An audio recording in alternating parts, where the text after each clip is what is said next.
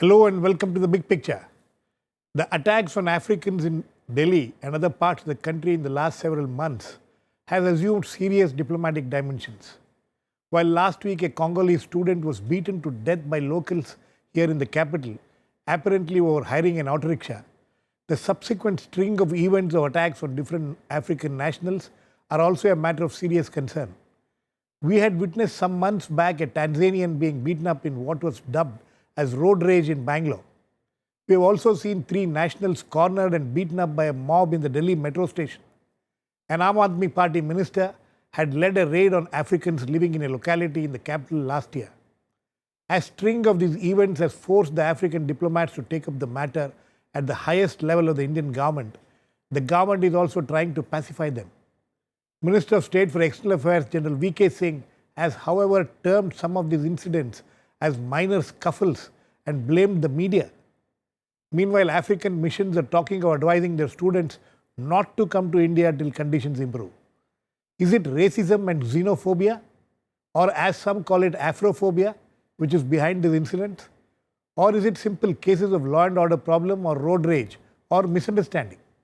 We will discuss all this today with Suresh Goel, former ambassador, Professor S.N. Malakar, Center for African Studies at the JNU, T.R. Kakkar, former Delhi Police Commissioner, Halilu Babaji, who has finished his PhD in African Studies in the Delhi University and who is from Nigeria, and Professor Sanjay Srivastava, Sociologist and Social Anthropologist at the Center for the Study of Social Systems at the JNU.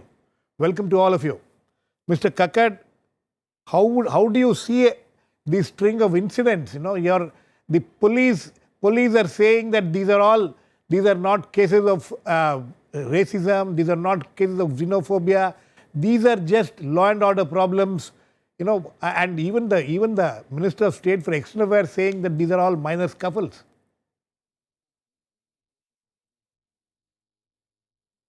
I think we have lost him, we'll get him back. Suresh Goel, how do you look at this? Let me put it this way. There is a reason behind every incident of law and order. There are small sparks which actually make these things happen. Therefore, in a sense, when these incidents take place, these are law and order situations, but an element of racism, I will not call it xenophobia, they are very strong terms, or Afro-phobia. But I think an element of racism exists in each one of us, really. You see that on display even vis-a-vis northeastern students in Delhi. Therefore, it is not particularly directed against Africa, but directed against everyone who looks different from us. And therefore, that element is there. But yes, there is that element of racism which sparks these incidents, which can be law and order. These things take place. But we should put that in perspective. If I have another 1 minute or so, yeah, please. Let us put that in perspective. And the perspective is that there is a large number of African students here in India. They are encouraged by the government of India to come on scholarship. ICCR itself gives practically 1,000 scholarships every year, and they are fully utilized.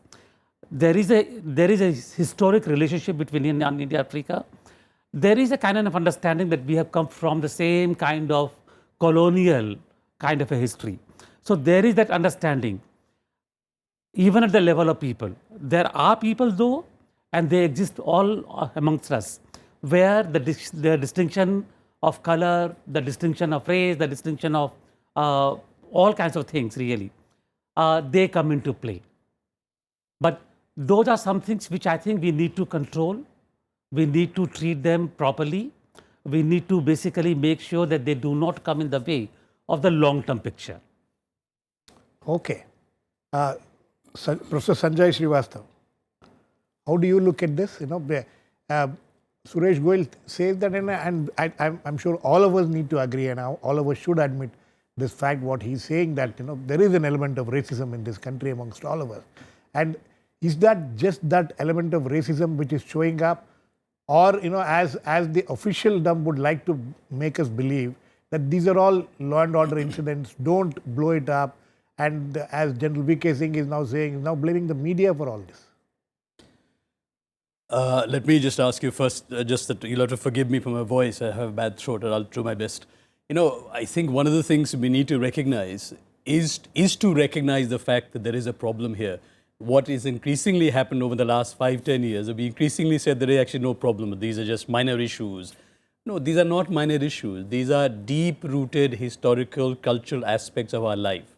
And no society in the world ever sort of moves ahead without recognizing the problems that exist within it.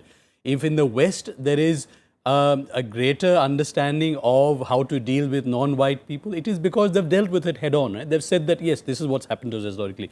But increasingly we tend to say this is a law and order problem. You know, whilst the police doesn't actually help by saying this is not racism, I don't think it's fundamentally a law and order problem, because if there are social attitudes that exist in a society, no matter how many police, how many CCTV cameras you have in the society, you're not going to be able to address it. So firstly, we need to recognize that there is a long, deep-seated cultural problem, social problem, and we need to address it. We don't have any courses in our schools, for example, which allow us to talk about racism, which are there in many countries. We don't have courses explicitly in universities. And increasingly with the rise of technical education, for example, more and more kids doing technical engineering, medical degrees, you have even a greater loss of understanding of what social life is about, because more and more people are going technical education. In the media also, we only address these issues when something happens. Right? We don't actually have ongoing programs. When something bad happens. Something bad happens, yeah. You know, so any society, and I think we do have deep-seated problems, to do with race, to do with caste, and unless we officially say, look, there is a problem, let's deal with it, and that does not make us an inferior civilization, as we tend to think, because all societies have gone through that. I mean, God knows the West has gone through it and has dealt with it, is still dealing with it by recognizing it. But it's not, I don't think we should primarily see it as a law and order problem, but the police does not help by denying that there is a case of racism. And I would even go as far as saying that, yes, there is also a deep-seated xenophobia for historic reasons. And there's no harm in saying that the only way we can move ahead, that if we expect Indians to be treated well overseas, and we're the first ones who start shouting and say, look, Indians are being treated in a racist manner in England, in the UK or America, but we don't seem to ever recognize that similar problems exist here. So I think there are deep-seated problems. Let's talk about it in a normal, everyday basis rather than when something bad happens. Okay. Mr. Kakkar, is it, because we have been discussing this in the past also. There have been occasions like this in the past when we have discussed this. The problem is that the police would always like to make it look like it is a law and order problem. Is it, Professor Sanjay Srivastava, you must have heard him now. Why don't we deal with this problem? Let us take it chin on our chin and say that, okay, there is a problem here. This seems to be a certain amount of racism.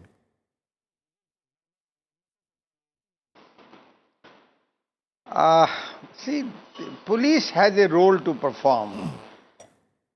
It is the society which has to ultimately decide whether A is acceptable or not acceptable to them. Now, I do not know why there is so much of hue and cry about it. After all, these incidents, whether they are in Delhi, Bangalore, or one or two in Bangalore, these are isolated incidents. They are part of the law and order. And I don't think when the question is, these people who have been wronged by the locals, they must have also done something which was not liked by the locals, which happens in every group, everywhere. Even if these were not the African students, even if they were somebody else, and if they had behaved in a fashion which was unacceptable to the locals there, similar skirmishes would have taken place. In this case, it's unfortunate that they happen to be foreigners and Africans. There is a language problem, there is a cultural problem, and these incidents have not taken place in Delhi in a high-end society. They have taken place in areas where people do not understand the English language spoken by them, particularly their English spoken. And also, once the locals who are in majority and who have been living there, they feel that there should be no loud music at night at 11 o'clock, 12 o'clock even. It is expected of these students and foreigners to abide by those things. I mean, if you're living in a group, then you have to accept the rules and regulation of that group or the practices of that group. But I would not call it a very deep-rooted racism. It is some of the things which will happen. Even if in a Marwari colony, a Punjabi lands up, perhaps he will also be looked at with some suspicion for some time till he merges with those people and he also becomes one of them. This happens in this country, and if it was all that easy, by this time we would have got rid of the SC problem and the ST problem and all that. The fact remains that our society does not accept outsiders so easily, particularly people who have not seen the wider picture of it, you see. Okay. So, sir. These are basically law and order. Now, what happened today, I learned that 5 or 6 of these students, they beat up a taxi driver. That is the news. Because he refused to ferry them. Now, these things can take place anywhere.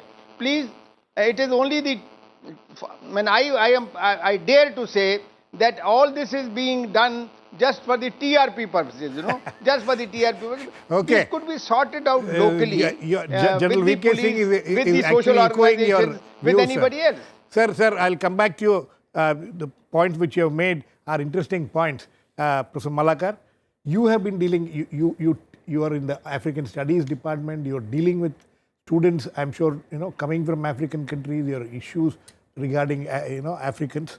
How do you look at this? Do you, when he says that there is a cultural problem, sure there is a cultural problem. Is that what the problem is? More than that, cultural, this is a social problem.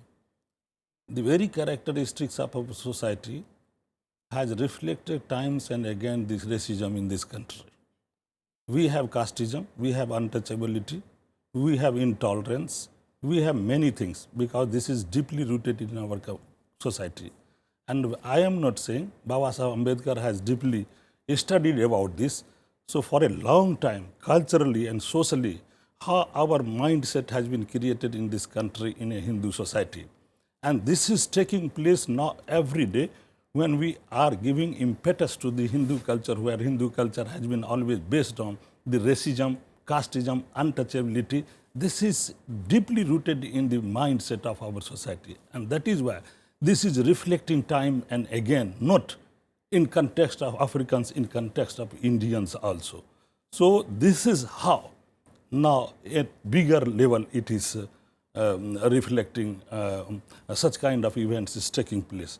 Secondly, it has larger implications because OAU Day, as you know, Africa Day, that is on 26th. If all the African countries boycotts the AU, which becomes one of the most important events for African continents, can we see that what kind of larger implications on African countries and their people this will have? At the same time, we are asking 54 countries in General Assembly to support our many causes, yes. and we have more than 20 lakhs people in Africa. How it will reflect the Indians in Africa, in Congo, you know that retaliation has taken there place. has been some So many big, and more so in Durban, this question came that when there was a conference on racism, the question came what kind of Indian society is. That is why we have to see in the larger context how the democratization process is getting weak in this country, and it is reflecting in this sense. Okay. So, Babaji, you have lived here for 3 years. You must have seen, you must have mixed with a lot of Indian people also, and you are seeing what is happening to that. And you have heard all the other panelists. I came to you last because I wanted you to hear all the panelists. And what's your reaction to this? My reaction to this is, first of all, there are 3 factors that we need to understand. First of all, we need to understand the culture of each other. Because if you look at the cultural system or antecedents of Africans, is more of different or similar. There is some similarities of Between culture Indians and between Africans? Indians and Africans, if you look at some similarities. both in terms of tribe and languages. If you look at the historical antecedents, I think we have more of common issues with Africa and India, particularly. So if you look at this issue, I have mingled with a lot of people. You can be able to see people who are well learned, but they are ignorant in terms of norms and values of others. Who? Maybe, for instance, you can Who be are, able to who are see ignorant? maybe like The Indians in general some- you're talking yeah, about? No, not in general. There's a people who are educated, but in some places they are ignorant. Not generally. You can be able to see someone who is educated, but he lacks some knowledge about the norms, values, and cultural antecedent of the other. Because in every society, there is some social stratification that you know that what is good here can be bad there, Exactly. generally. So there is some issue that in anywhere you go, there must be But tolerance. Babaji, my question is this. Yeah. When you African students come to India, is there some kind of a sensitization program which the students are made to undergo before they come here to make you understand what Indian society is, or how you need to behave there and things like that? Are there any sensitization programs like that? I don't think There is no such there is sensitization. this. So these young African students, I've known, I've also met, and I'm in touch with very young students, 16, 17, 18-year-old students who land up in India. They have no understanding of what India is. And they have to, get to understand it as they go along.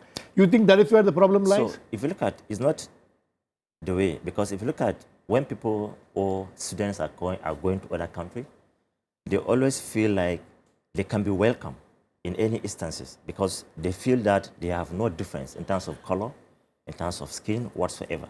Because like when you are invited to someone's house, you are invited for you to be As honored, a guest, yes. not to be neglected. Exactly. So most of them, once they come to India, they have been neglected, sidelined, and sometimes even the issue of accommodation becomes problems. When someone needs accommodation, once he's from Africa, they will deny him that issue. Or if the Indian student are charged maybe 10 rupees, an African will be charged 20 rupees. Just because of this issue that has to do with, so first of all, from that instances, African students feel discriminated among the society. And once you are discriminated, sometimes you become violent, aggressive psychologically. Even when someone is staring at you, we feel offended because he's sidelining you completely from his own part of society. Because we need to understand two things: the culture, the norms, and the values. And the other one, we need to understand issue of foreigners, because you don't expect whatsoever is your norms to be norms of a foreigner. You have to let him know. So how did he know when you don't bring him close? I think that's a very important point. Yeah. Yes, Suresh Goel. He made some very important points. That was a very, very important point.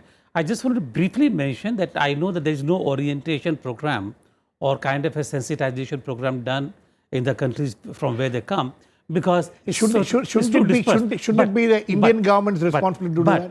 But when they land here in India, every university, I know that for a fact, because as DG ICCR, we were providing funding to the universities to conduct those kind of programs where the foreign students, irrespective of whether they were actually coming under the ICCR scholarships or say any other program, they were actually given a kind of an orientation program at the beginning where they would be sensitized. I'll come to you, sir. Orientation program so that Sir, I'll come to you.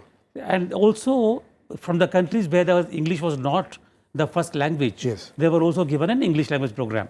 But that's a matter of fact. I think the point that he has raised is very, very pertinent. Even I, as an Indian, when I go into Europe, when I go to other countries, I know that as a foreigner, I will be looked at differently in those countries, even within India. Exactly. If I go to Chennai or if I go to Bangalore and they know that I don't belong there, then I end up paying a bit more, I end up paying a bit less, whatever it is. So those things happen. But let me look at actually where do we go from here, if you permit me. I think. What about the sensitization programs? You say that these universities are supposed to undertake this. Yes. Babaji, have you gone through this program yourself? No, no. Did the Delhi University put you through a program of sensitization, what Indian culture is, what Indian society is, No, how not you at need to behave here, or what you should expect? Not at all. Not at all? Yeah, because Well- you see, what happens is that the first time you came into India, the first thing, the impression is that which environment are you going to be? Is it the academic? Because if you look at the academic environment, it's entirely different from the local environment. Yes.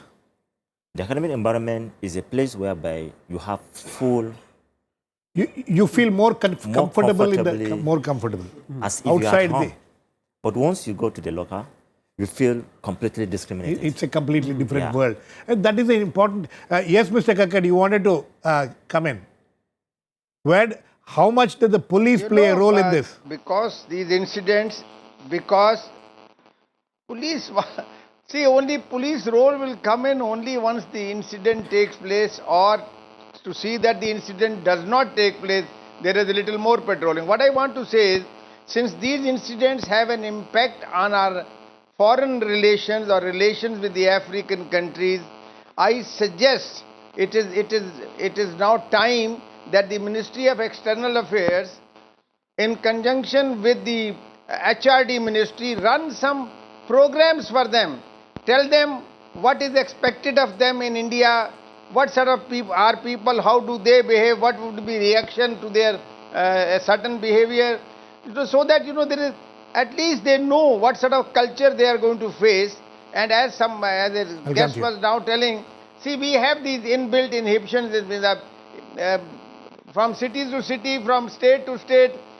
We are looked at as outsiders for some time until we get totally amalgamated there. So it is a time-consuming thing, and that the African students or the guests must also learn. Okay. And there are students, and then there are others, people who commit some sort of crime. No, this is not just about students. But there are other people, foreigners, who commit some sort of crime. They have to be dealt according to the law. Absolutely. So there should be no noise in that. I don't think anybody, Thank you. sir, I don't think anybody says that they should be treated differently, especially if they're indulging in some law and order crimes and things like that. Yes, Sanjay? Girish, one of the things I want to say is that we have to stop looking at it as a problem. We need to deal with it because it affects India's foreign relations. I mean, that's not the way to deal with a social problem. Right. So and one question, Sanjay. Yeah. Professor Malakar was talking about intolerance. Yeah. Is this a larger issue? Is this related to the general intolerance which we see? I think it's a much larger issue. I don't think it's particularly linked to the fact that people are uneducated, hence they are more racist. Across all sectors of Indian society, as I think Professor Malakar was saying, there are different forms of discrimination, and we can't have it as an instrumental thing that because it affects our whatever UN security seat or whatever on the council. And I don't think it's a problem of uneducated people. That is being unfair to people. Certainly it is not. Yeah, it's a problem most that of the runs people throughout were the society. I was watching a video of 2 years back when these 3 Africans were attacked in the Delhi metro station. Absolutely. Most of them were students or educated people. We could see that. I mean, our fairness cream is not mostly bought by poor people. I know. It's bought by people of all class backgrounds. Absolutely, It's not absolutely. It's a deep-rooted problem. And unless we actually say, and I completely agree, I don't think we can see it as a law and order problem. It is not. The police cannot prevent these things. You cannot police social morality. You can only try and change it. And I don't think that's the best way of looking at it. No, but the problem, Sanjay and everybody, is that even now we are hearing by the former Delhi police commissioner, doesn't want to accept the fact that this could be racism or anything. It has to be. They tend to look at it as a law and order problem. I just make a very quick point. Yes. It's like saying, people, and the whole issue of people being sensitized. What is it? So, a Sikh person in America who gets beaten up because he wears a turban, should he be told that you cannot in America wear a turban because you're not sensitive to that culture? I mean, it is enough in India to be an African to be discriminated against. I think the whole idea of being sensitized, what is it that not supposed to do? What is it that African students are doing here that deeply offends public morality? May I say something here? No, the question, sir, please. No, all I want to say is that there are 2 levels at which we are talking about here. Socially or sociologically, it is well known in all societies, as in India, there are those issues of class distinctions, racism, etc., which come to play. I think the issue, the second level is whether that racism is specifically targeted towards Africans or any other community. Now, what I'm saying here is that we see a very broad picture of racism in our country. There is. And that is displayed even in our behavior towards the people from the Northeast. Northeast. So it is there. Even within Northeast, I've seen that different ethnic tribes will behave in a different manner with each other. So that problem is there. We have to deal with it. At the other level, I think we need to be very cautious and we need to be very careful in judging whether this is specifically targeted towards Africans. And Professor Malakar. And there I would say that probably not. Professor Malakar, Yes. what do you have to say to what he says? When we are practicing such things in our country itself, it becomes the growing mentality for others also, for Africans also. No, but do you think, he says that this question whether these attacks are targeted at Africans because they are Africans, because they are black? Yes, because I have seen in 1980 when I came to JNU, each and every African student knows some Hindi words. If you will say Kalu, they will understand this is a derogatory remark given by the Indians. Why Kalu's word has been used? Not on the basis of any kind of give and take money. Affection. But Kalu, he is Kalu. One of Kenyan student was in JNU and he was very quiet, very calm. And immediately somebody comes and says he is Kalu.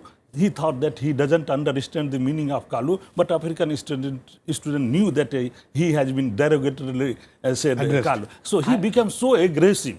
Kenyan students became so aggressive. This was a racist kind of remark. I was called a Kalia in the school. I was called a Kalia in the school. Kalu. No, that's a different, I mean, we being called and the Africans being called. I'm sure, how do have you picked up some Hindi and you understand what is being said, and does it enrage you or your friends? Yeah, psychologically, when someone is talking bad against you, psychologically you understand. Even by looking. Yeah, you don't have to know the language. Yeah, you don't have to know language. When somebody is talking something that is bad to you, you don't have to know the language. The body language. Psychologically, the body language will tell you what is he saying about you. Because sometimes you can be able to see, even in the metro, when you enter the metro, you can be able to see some reaction. Some people alter a lot of things, but they are talking about you directly. But sometimes you have to neglect because of peace to reign. But sometimes... No, but what is Babaji, what is the solution? What do you think is the solution? Yeah, the solution is more of three. The media has to play a role, the security has to play a role, and the issue of literature. Because sometimes we don't understand our literature. Once we understand the literature between Africa and India, I think it's good for the African government and the Indian government to know what is the literature of each other. Because the literature can be able to portray your cultural antecedents, norms and values. Okay. Sanjay, what is the solution? I think the only solution has to be education starting from the lowest level from school. There is no other way. You cannot solve it by having more CCTV cameras. And there have to be courses at schools when we talk about these things openly. And then at university levels, and as he was saying, also in the media. I mean, it has to be about social change. It has to be right from very young age, people being educated. Number one, I think, Indians, when they're being discriminated against in the West, we're the first people to complain to various anti-discrimination boards. But we're the last people to accept what we do. And we need to accept these two things. Education as to educate people differently, and educate people also, as I said earlier, that increasingly more and more young people are going to technical education and social sciences are being ignored. So you have that aspect as well. Okay, I think on that note, we need to end. The problem is not simple. Everybody, I think first we all have to accept that the problem is not simple and that there is a problem. And it's not just a law and order problem. Maybe that is where we can start to finding solutions to this problem. And as my friend from Nigeria says, understand them better. And they also need to understand us better. So how to create that kind of a situation, the government and the society needs to understand. Thanks to all my guests. Please keep watching. We'll come back with another issue in the big picture, same time tomorrow.